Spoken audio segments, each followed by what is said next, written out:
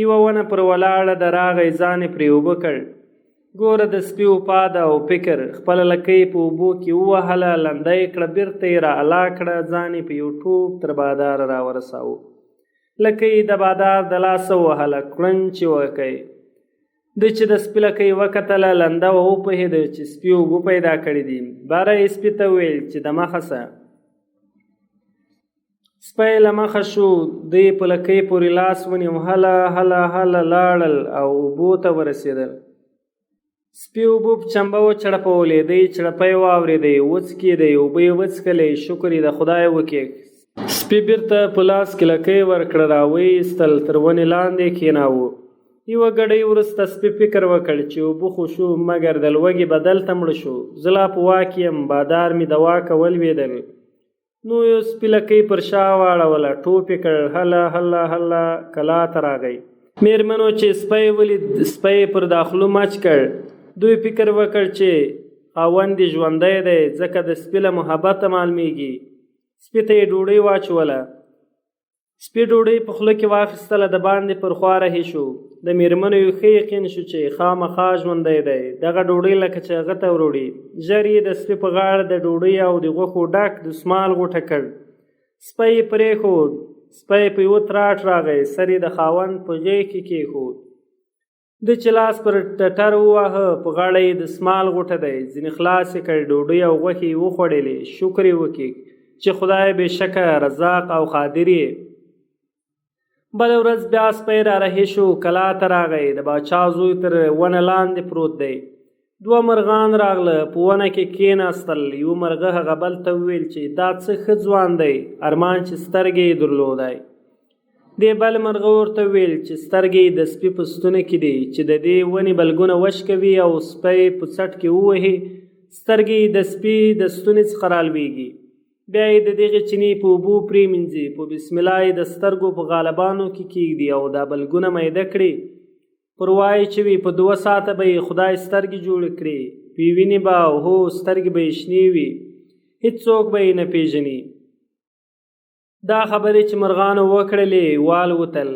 دی دستي ونې ته ور وخوت، بلګونه یې ځینې وشکول، بیرته راښکته شو چې سپی راغی، کوچ یې کړ. سپی راغی، سر یې پر غېږ کې ورته کېښود. د سپی په څټ کې په سوک وواهه، په لمن کې یې سترګې ولوېدې. ژر یې واخیستې، د چینو په اوبو یې ومینځلې، بسم الله یې کړه، په غالبانو کې یې کېښولې. سربیره یې بلګونه پرې کېښودل. 2 ساعته پرېوت چې پورته شو، سترګې یې پورته کړې، مځکه او اسمان یې ولید. شکر یې وکړ، پر سجده خدای ته پرېوت. راولاړ شو، سپی یې پر خولو مچ کړ. هغه یې وشاړه چې ولاړ شه کلا ته، بیا مه راځه. سپی ولاړ کلا ته. دا پلای بیا د سپي په غاړه د ډوډۍ او د غوښو دستمال ورغوټه کړ چې هر څه یې چغه کړ، سپی نه ځي. دوی فکر وکړ چې میړه یې مړ دی، خو صبر یې وکړ چې توکل په خدای.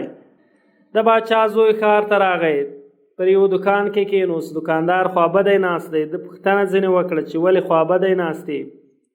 دکاندار ورته ویل چې د باچا د انګورانو سره جنګ دی. ټولې لښکرې ورته با کړې، اوس موږ روباسي. ده ورته ویل چې ورسه باچا ته ووایه چې یو ځوان دی، وایي چې زه یې په جنګ در ماتوم، زه یوازې په جنګ وروځم، نور دې هېڅوک نه وي را سره، فقط یو اس دی وي، باچا او ما ته راکړي، نور هېڅ نه غواړم. دکاندار خوشحاله شو. راغی باچا ته ویل چې داسې یو شین سترګی ځوان دی، وایي چې زه یوازې په جنګ وروځم، نور هېڅ نه غواړم، مګر ما ته دې یو اس راکړي، بل هېڅ نه غواړم. باچا ویل ورشه رایې وله. دکاندار راغی، دی یې وررهي کړ، باچا ته یې وروست. باچا یې نه پېژني، خو سترګې یې شنې دي او چیرې زړه ته لویږي چې دا به زما زوی وي. باچا ترې وپوښتل چې څنګه ته په جنګ ورځې؟ ده وویل هو، زه یوازې په جنګ وروځم، نور څوک به نه وي، تا او قاضي او وزیر دې هم پر غونډۍ راته کښېني، یوازې سیل وکړئ چې څنګه یې ماتوم. هو، یو اس غواړم چې زه پر سپور شم. باچا ویل ورشه، اس خوښ کړه، تر تا دې جار وي، تر څو دا کار وکړې. دی هم راغی، اسانو کې وګرځېد او خپل اس یې پیدا کړ. اس یې داسې ډنګر شوی دی چې په سترګو یې د اوښکو لارې جوړې شوې، چې د ده بوی پر ولګېد ورته ویې ششنل. دی هم راغی دستي پر آس لاس تیر کړ، اس یې زین کړ، پر آس سپور شو، اس پر دوه نوکه کېږي. راغی ښځو ته یې حال وکړ چې میدان ته راووځئ. باچا وزیر او قاضي ولاړ وړاندې پر یوه لوړه غونډۍ ورته کېناستل، سیل یې کوي.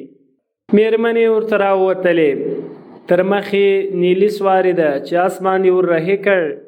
دوی نیلي سواري نیزه وهلو ته پرې نه ښودله، را واخیستله او د مخه یې پر ځین سپره کړه. بیا یې په دغه حال کې ورته ویل چې زه پلانه یم، ستا خاوند یم، خوا مه بدوه. و مشکي سواري ته یې هم حال ووایه چې خوابدي نه شي. نښانې یې ورته وویل، خپل نکل یې ټول سر تر پایه ورته وکړ. ورته ویې ویل چې ورځه کلا ته هغه بله راوباسه.